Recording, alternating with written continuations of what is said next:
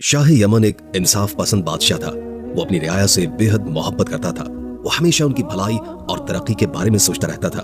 उसकी सबसे बड़ी ख्वाहिश ये थी कि उसके मुल्क से गरीबी खत्म हो जाए और हर शख्स खुशहाल हो जाए।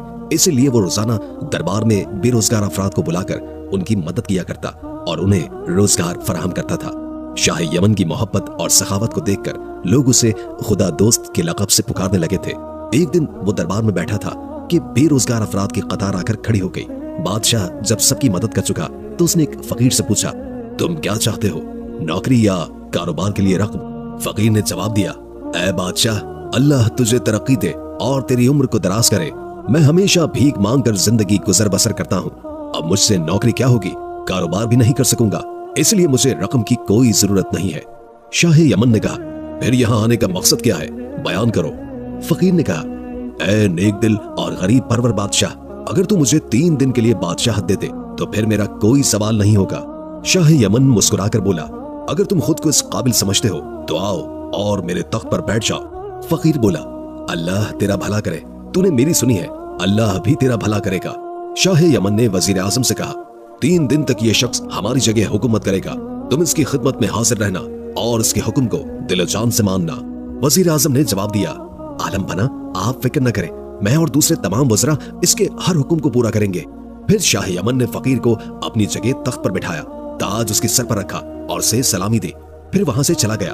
फकीर बादशाह ने वजीर आजम की तरफ देखा, अपनी मूंछों को ताव दिया और अपनी लंबी दाढ़ी पर हाथ फेरा, फिर उसे हुक्म दिया, ऐ वजीर आजम, तुम फौरन हमारे लिए नए और बादशाहों जैसे कपड़े सिलवाकर हमारे सामने पेश करो। वजीर आजम ने कहा, बहुत बेहतर है बादशाह सलामत, मैं अभी दर्जी को पैगाम पहुंचा देता हूँ। ये कहकर वो दरवाजे की तरफ कदम बढ़ाने लगा, लेकिन अभी 2-4 कदम ही चला था कि फकीर बादशाह ने आवाज दी, ऐ वजीर आजम, हम बहुत भूखे हैं, पहले खाना तैयार करने के लिए कह दो। वजीर आजम ने जवाब दिया, बादशाह सलामत, खाना तैयार है, मगर दस्तूर के मुताबिक दरबार बर्खास्त होने से पहले खाना दस्तरखान पर नहीं रखा जाएगा।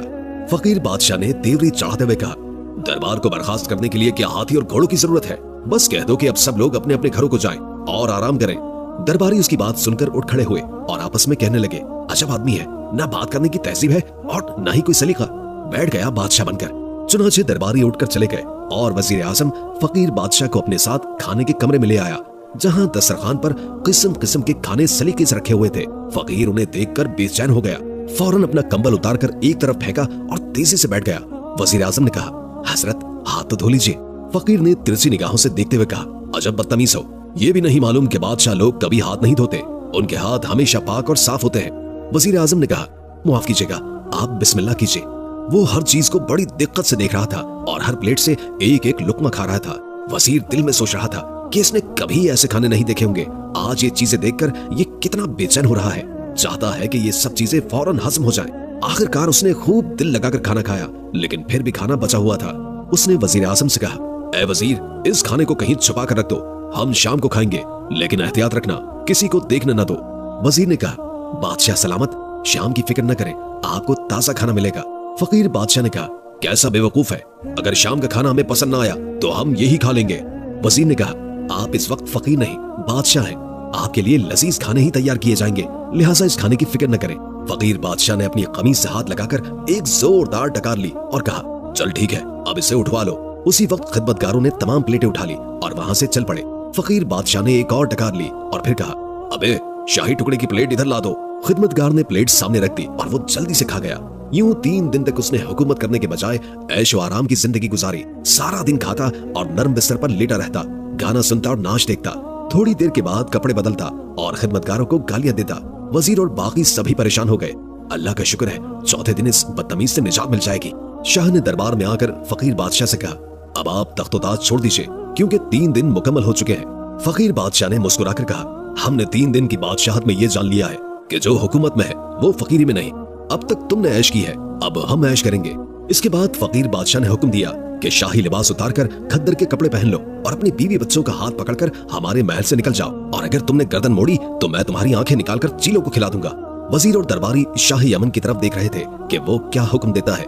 जल्लाद तलवार के साथ खड़ा था, लेकिन शाह यमन ने फकीर बादशाह को जवाब दिया, हुकूमत तुम्हें मुबारक हो, मैं अपने बीवी बच्चों के साथ महल से निकल जाऊंगा।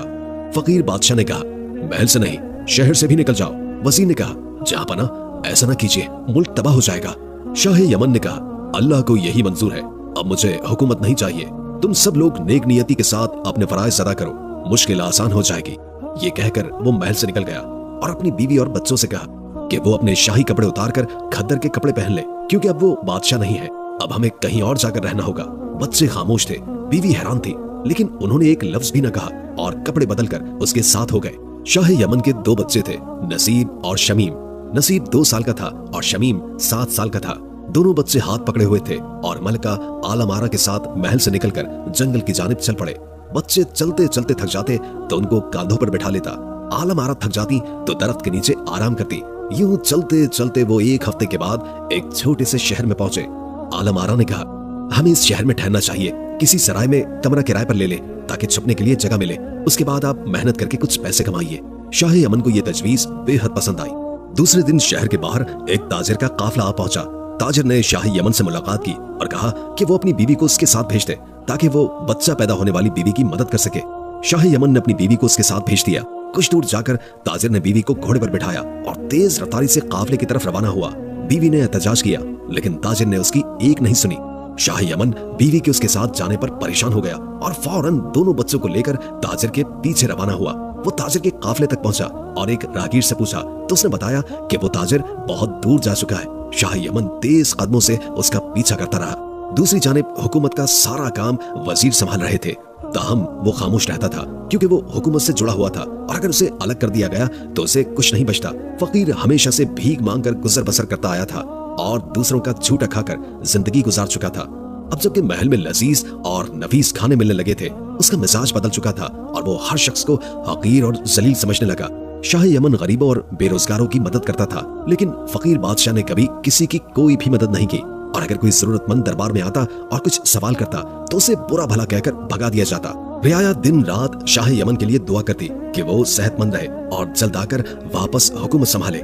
दूसरे ममालिक के बादशाहों को यकीन था कि शाह यमन एक फकीर को हुकूमत देकर हमेशा के लिए नहीं बैठ सकता, वो जल्द वापस आकर उसको तख्त से हटा देगा। इस यकीन की वजह से किसी ने यमन पर हमला करने का इरादा नहीं किया, क्योंकि उनका ख्याल था कि फकीर बादशाह पर फतह पाना उनके लिए कोई भी मुश्किल नहीं होगा। इस सूरत हाल में जब वजीर, दरबारी और शाही मुलाजमीन के साथ साथ रियाया भी उसके खिलाफ थी, फकीर बादशाह अपनी आसाइशों में मसरूफ था और इन बातों से बिल्कुल बेखबर था। एक दिन शाह यमन चलते चलते एक शहर में पहुंचा जहां हजारों लोग जमा थे। शाह यमन ने उनमें से एक शख्स से पूछा कि आप सब यहाँ क्यों जमा है? उसने जवाब दिया कि 2 दिन पहले हमारे बादशाह का इंतकाल हो गया था और रिवायत के मुताबिक आज वो तमाम लोग जमा है जो बादशाह बनने की ख्वाहिश रखते हैं। एक बास को आजाद किया गया है और बास जिसके भी सर पर बैठेगा वो बादशाह बन जाएगा। शाह यमन ने पूछा, क्या मरहूम बादशाह की कोई औलाद नहीं है? उस शख्स ने जवाब दिया कि औलाद तो है, लेकिन हमारे मुल्क में बादशाहत किसी खास खानदान के हिस्से में नहीं आती। ये सुनकर शाह यमन तमाशा देखने के लिए खड़ा हो गया, अल्लाह की कुदरत के पास नीचे उतरा और उसके सर पर बैठ गया। शाह यमन बहुत हैरान हुआ और बास को सर से हटाने की बहुत कोशिश की, लेकिन लोगों ने उसे घेर लिया और मुबारकबाद देने लगे। शाह यमन ने कहा, भाइयों, मैं बादशाह नहीं बनना चाहता हूँ। लोगों ने एक आवाज में कहा, अब तुम्हें बादशाह बनना पड़ेगा, ये खुदा का हुक्म है। फिर वो सब उसे पकड़कर ले गए और शहर में उसके गले में फूलों के हार डाले और फिर उसे सफेद घोड़े पर बिठाकर हर गली, हर कूचे और बाजार से उसका जुलूस निकाला। बाद में वजीर, अमीर और दरबारी उसे इज्जत के साथ महल में ले गए और उसे नहलाकर नया लिबास पहनाया गया और लजीज खाने पेश किए गए। उसी शाम को उसे तख्त पर बिठाकर ताजपोशी की रस्म अदा की गई। शाह यमन को हुकूमत चलाने के तरीके पहले ही मालूम थे, इसलिए उसने पहले ही दिन से सब काम बखूबी संभाल लिया। इस बात पर तमाम वजीरों को हैरानी और खुशी दोनों हुई। शाह यमन ने मुल्क के इंतजामात बहुत बेहतर किए और रियाया को पहले से कहीं ज्यादा खुशहाल बना दिया। दूसरे ममालिक से तिजारत शुरू हुई और रवाबित कायम हुए। 2 साल में उसने मुल्क को बहुत तरक्की दी और इत्मीनान से हुकूमत की। एक दिन बैठे बैठे उसे अपने दोनों बच्चों की याद शिद्दत से आई और उसकी आंखों से आंसू बहने लगे। वजीर ने जब ये हाल देखा तो घबराकर कहा, आप शादी कर ले, अल्लाह आपको औलाद भी दे देगा। शाह यमन ने गहरी सांस ली और कहा, नहीं, मैं शादी नहीं करूंगा, बल्कि मैं चाहता हूं कि आप ऐलान करें कि हम 2 लड़के चाहते हैं, जो भी देना चाहे हमें देकर मुंह मांगे इनाम का हकदार बने। वजीर ने अगले दिन यह ऐलान करवा दिया। 3 या 4 दिन के बाद बहुत से लोग लड़कों को लेकर हाजिर हो गए। शाह यमन ने उनमें से हर लड़के को बुलाया और उनसे कुछ देर बात की। अपने तजर्बे से 2 लड़कों को शरीफ, ज़हीन और होशियार पाया तो उन्हें अपने पास बैठा लिया। उन लड़कों को 2 मुख्तलिफ अफराद लेकर आए थे। शाह यमन ने दोनों को 5,000 अशरफियां देकर रुखसत किया और लड़कों को नया लिबास पहनवा कर कहा, हम तुम दोनों को अपनी औलाद की तरह समझते हैं। हम हमेशा तुम्हारी भलाई का ख्याल रखेंगे। तुम भी हमें अपने वालिद की तरह समझना और नेक नियति से रहना। दोनों लड़कों ने वादा किया और महल में शहजादी की तरह रहने लगे। एक हफ्ते के बाद शाह ने उनकी तालीम और तरबियत के लिए उस्ताद भी मुकर्रर किए ताकि वो हर फन में माहिर हो जाएं और किसी लायक बन सके। शाह को उन लड़कों से ऐसी मोहब्बत हो गई कि जैसे वो उसके अपने बेटे हों। रात को वो उन्हें अपने साथ सुलाता और उनके साथ नाश्ता और खाना खाता। दरबार में भी उन्हें अपने करीब बिठाकर एक को दाएं तरफ और दूसरे को बाएं तरफ बिठाता। इस तरह दोनों लड़के दरबार के आदाब भी सीखने लगे। वो सौदागर जो शाही यमन की बीवी को लेकर फरार हुआ था, उसी मुल्क का रिहायशी था। वो पहले शाह से खुशगवार ताल्लुकात रखता था और जब अपने मुल्क वापस आया तो उसे मालूम हुआ कि शाह यमन का इंतकाल हो चुका है और अब एक नया बादशाह हुकूमत कर रहा है। वो खुशामद की आदत का शिकार था, इसलिए वो बहुत से तोहफे लेकर बादशाह की खिदमत में हाजिर हो गया और कहने लगा, आलम पना, मैं इस मुल्क का रिहायशी हूँ और सौदागर हूँ। 2 साल बाहर रहने के बाद वापस आया हूँ और आपके लिए ये तोहफे लेकर आया हूँ। बादशाह ने तोहफे को कबूल किया और उसे नेक आदमी समझकर अपने मसाहिबों में शामिल कर लिया। सौदागर रोज आता और मुख्तलिफ कहानियां सुनाता और चमचागिरी करता रहता। जब 1 या 1.5 महीने तक ये सिलसिला जारी रहा तो बादशाह को यकीन हो गया कि वो कोई नेक शख्स नहीं है। फिर एक रात बादशाह ने दोनों लड़कों से कहा, कल रात जब ये सौदागर महल से निकले तो तुम दोनों उसके पीछे जाना और देखना कि ये कहाँ रहता है और इसके पास कौन कौन से लोग आते हैं। दूसरे दिन रात को दोनों लड़के उसके पीछे चल पड़े। वो कहीं नहीं रुका और सीधा अपनी हवेली में चला गया। दोनों लड़के हवेली के दरवाजे के करीब दीवार से लगकर बैठ गए। उनमें से एक लड़के को नींद आने लगी तो वो दूसरे से कहने लगा, भाई मुझे बहुत नींद आ रही है, खामोश रहने से बेहतर है कि हम आपस में बातें करें। दूसरा लड़का बोला, अच्छा तो ये बताओ कि तुम्हारे बाप ने तुम्हें 5000 अशरफियों में क्यों बेच दिया? क्या वो तुमसे मोहब्बत नहीं करता था? पहले लड़के ने जवाब दिया, वो मेरा बाप नहीं था, वो तो एक मछेरा था। मेरा बाप तो यमन का बादशाह था। एक रोज वो मुझे और मेरे भाई नसीम को दरिया के किनारे ले गया। नसीम को छोड़कर मुझे कांधे पर बैठाया और दरिया में उतर गया। जब हम दरिया के बीच पहुंचे तो नसीम की चीख सुनाई दी। भेड़िया उसे उठाकर ले जा रहा था। मेरा बाप भी घबरा गया और मैं चीखने चिल्लाने लगा। बस इसी घबराहट में मेरे हाथ छूट गए और मैं दरिया में गिर पड़ा। मुझे कुछ भी होश नहीं रहा, लेकिन जब आंखें खुली मैं मछेरों की झोपड़ी में एक चटाई पर लेटा हुआ हूँ। मछेरों ने मेरी परवरिश की और जब बादशाह का ऐलान सुना तो मुझे लेकर 5000 अशरफियों में बेच दिया। दूसरे लड़के ने कहा, तुम्हारे भाई का नाम नसीम था? उसे तो मैं जानता हूँ। वो भेड़िया नसीब को पीठ पर डालकर ले जा रहा था कि एक शिकारी ने उसे देख लिया और अपने घोड़े को दौड़ाते हुए उसके पीछे चल पड़ा। कुछ ही देर के बाद वो शिकारी भेड़िए के करीब पहुंचा और उसे तीर से मार डाला। फिर उसने नसीब को घोड़े पर बिठाया और अपने घर ले गया। शमीम कहने लगा, क्या तुम मुझे उसके पास ले चलोगे? शिकारी ने जवाब दिया, अब ये मुमकिन नहीं, क्योंकि उसने नसीब को बादशाह के हाथ 5000 अशरफियों में फरोख्त कर दिया था। शमीम भाईजान कहते हुए उससे चिमट गया और दोनों की आंखों से आंसू बहने लगे। उसी दौरान करीब की खिड़की से आवाज आई, मेरे बच्चों, तुम्हारी गमगीन माँ यहाँ कैद है। दोनों ने एक दूसरे की तरफ देखा और कहा, यह आवाज हमारी माँ की है, वो इस सौदागर की कैद में है। फिर वो दोनों दौड़ते हुए महल में गए और बादशाह के कदमों में गिरकर रोने लगे। बादशाह घबराकर जाग उठा और उन्हें अपने करीब बिठाकर मोहब्बत के साथ पूछा, मेरे प्यारे बच्चों, तुम अभी से क्यों वापस आ गए हो और तुम्हारी आंखों में ये आंसू कैसे हैं? दोनों ने जवाब दिया, उस सौदागर ने हमारी माँ को अपनी हवेली में कैद करके रखा है, बराए करम उसे रिहा करवा दीजिए। बादशाह ने सवाल किया, क्या तुम दोनों की माँ एक ही है? शमीम ने कहा, जी हाँ, ये मेरा भाई नसीब है, हम दोनों यमन के शहजादे हैं। उसके बाद उन्होंने बादशाह को सारी बात बता दी, जिस पर बादशाह ने उन्हें सीने से लगाकर कहा, मेरे बच्चों, मैं तुम्हारा बाप हूँ, क्या तुमने मुझे नहीं पहचाना?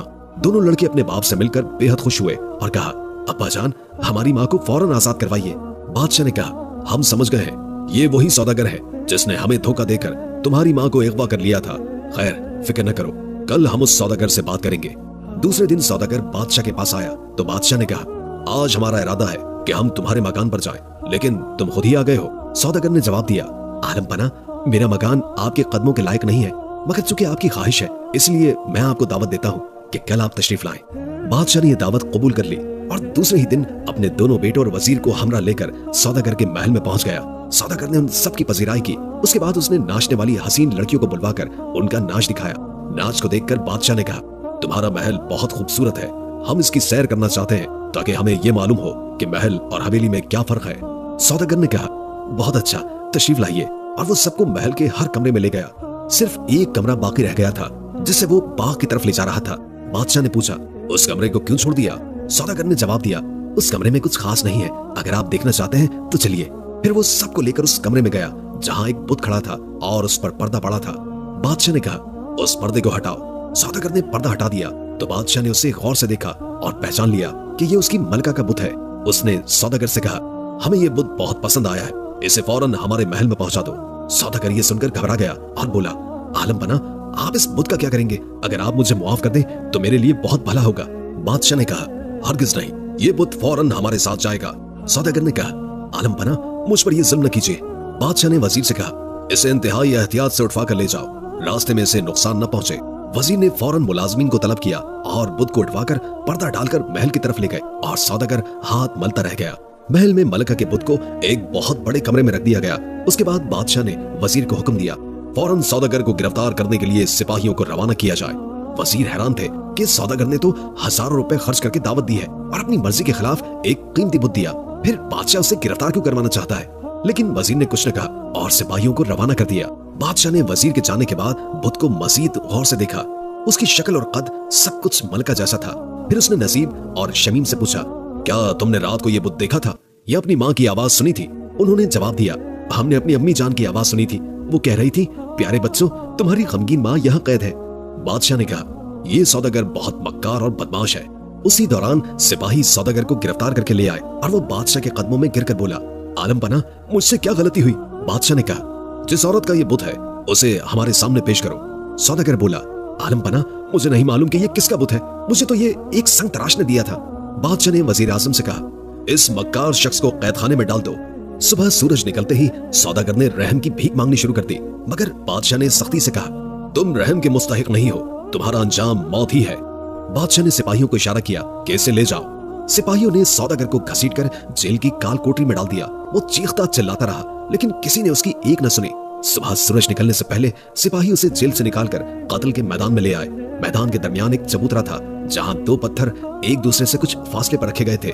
जल्लाद ने सौदागर का सर झुकाकर उसकी गर्दन उन पत्थरों के दरमियान रख दी, फिर तलवार उठाकर हुक्म का इंतजार करने लगा। सौदागर का जिस्म खौफ से कांप रहा था और आंखों से आंसू बह रहे थे। जैसे ही वजीर ने गिनती शुरू की, सौदागर चिल्लाया, मुझे मत मारो, मैं बताऊंगा ये बुत किस औरत का है। बादशाह ने इशारा किया कि इसे फौरन हमारे सामने लाया जाए। सिपाहियों ने रस्सियां खोलकर उसे बादशाह के सामने पेश कर दिया। बादशाह ने कहा, बोलो, तुम क्या कहना चाहते हो? सौदागर ने एतराफ किया, आलम बना, मैं गुनाहगार हूँ। मैं सिर्फ सौदागर नहीं बल्कि मैं औरतों को अगवा करके गुलामों के बाजार में बेचने का भी काम करता हूँ। सैकड़ों औरतों को फरोख्त कर चुका हूँ, लेकिन कोई ऐसी हंसी नहीं मिली जिसे अपना बना सकता। सौदागर ने मजीद कहा, 2.5 साल पहले की बात है, मैं अपने काफिले के साथ यमन जा रहा था। रास्ते में हमने एक जगह पड़ाव डाला। मैं एक दिन शहर में अपने कयाम के लिए जगह तलाश करने गया। वहाँ एक सराय में एक सीधे साधे आदमी को देखा और उसे धोखा देकर उसकी बीवी को ले भागा। वो औरत इंतहाई खूबसूरत थी, जिसे देखकर मेरे दिल में उसे अपनी बीवी बनाने की ख्वाहिश पैदा हुई, लेकिन वो किसी भी सूरत राजी न हुई। जब मैं सफर पर जाने लगा तो मैंने उसे अपनी हवेली में कैद कर दिया। वापसी पर दोबारा मैंने उससे अपनी ख्वाहिश का इजहार किया, लेकिन उसने इनकार कर दिया। तब मैंने सोचा कि इसे गुलामों के बाजार में फरोख्त कर दूं। उसी दौरान मुझे मालूम हुआ कि आपने मेरी हवेली देखने की ख्वाहिश जाहिर की है, जिस पर मुझे खौफ हुआ कि कहीं वो औरत आपको अपने हालात न बता दे। इस खौफ की वजह से मैंने जरदाश जादूगर को 1000 अशरफियां देकर इस औरत को बुत में तब्दील करवा दिया। बादशाह ने फौरन जरदाश जादूगर को बुलाने का हुक्म दिया। हुक्म मिलते ही जरदाश हाजिर कर दिया गया। बादशाह ने उससे कहा, क्या तुमने इस सौदागर के कहने पर एक औरत को बुत में तब्दील किया था? अब हमारे साथ चलो और इसे दोबारा असल हालत में ले आओ। जरदाश ने कहा, यह गुलाम आपकी खिदमत के लिए तैयार है। बादशाह, वजीर, सौदागर और सिपाही जरदाश के साथ रवाना हुए और हवेली में दाखिल हो गए। जरदाश ने बुत के गले में बंधा धागा काटा और उसे आग में जलाया और कुछ मंत्र पढ़कर 3 बार बुत पर फूंका। उसके बाद वो औरत फौरन अपनी असल हालत में वापस आ गई। बादशाह को देखकर वो मुस्कुराई और बादशाह ने भी मुस्कुराते हुए शमीम और नसीम को आगे बढ़ने का इशारा दिया, जो फौरन उस औरत से लिपट गए। बादशाह ने हुक्म दिया, सौदागर और जरदाश जादूगर को हमेशा के लिए मुल्क से निकाल दिया जाए। ऐसे खतरनाक लोगों का यहाँ रहना मुनासिब नहीं। यूं दोनों को मुल्क बदर कर दिया गया और बादशाह अपनी बिछड़ी हुई खुशियों के साथ दोबारा मुत्तहिद हो गया। ये कहानी एक बादशाह और उसकी जिंदगी के हालात के गिर्द घूमती है।